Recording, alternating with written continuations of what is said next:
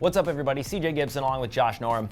Hey guys. XS Max, it is here. The new iPhone. It's a mid-iteration of the iPhone. There's always a big update every couple years, but this is just more of a slight improvement to the XS.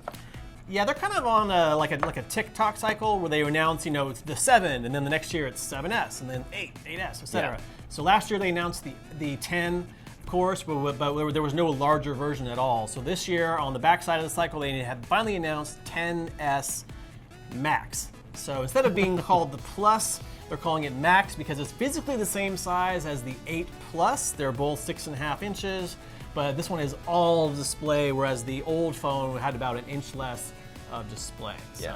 So it is kind of a mid-hardware upgrade. It looks very similar to the 10. What have they changed inside? Because that's usually a lot of what gets updated when these new phones get released. So the only real difference between this phone and the 10S is that this one has the option to upgrade to 512 gigs of storage, which is like the first time ever in an iPhone. The Note 9 also just announced similar storage capacity about a month ago, so they're sort of matching Samsung on that one. From a size standpoint as well too, 512, obviously if you're a photographer, that's been a pretty major feature for phones nowadays. Everybody wanting to take photos. Allows you to take a lot of photos, and they've upgraded the camera, I understand, a little bit as well. So yeah, this actually has the same camera system as the 10S, and it's a 12 megapixel dual camera on the back, 7 megapixel true depth camera on the front.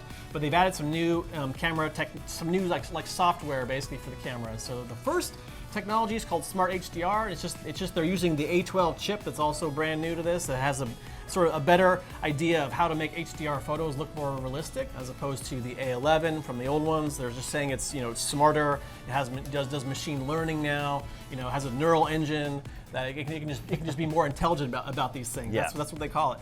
And the actual only real new technology that I'm aware of for these new phones is called depth control, and basically it lets you take a photo with the camera, and then at a certain aperture that the phone will select for you, and then you can move a slider and change the aperture from f2.8, f4, f5.6, f11, that type of thing. Yeah, I like that. They had the portrait mode last time, and it really was cool, I think, for individual or like photos where you had somebody close up to you. It's got a super retina display.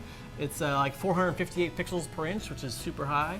Now, obviously, battery is always a very important discussion with Apple phones. Obviously, last year they had the recall situation. So, any idea how long the battery's supposed to last on this guy?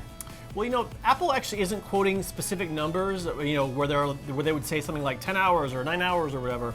All they're saying for the 10S Max is that it lasts 90 minutes longer than the 10S. So an improvement. It's an improvement, and this has always been the phone you want to get if you have to be out all day without a charger around. I mean, you cannot beat the battery life in these phones. It's supposed to be all day plus. So there's a quick preview of the iPhone XS Max. Thank you so much, Josh. My pleasure. And for more details on iPhone and any tech-related things, you're in the right place at IGN.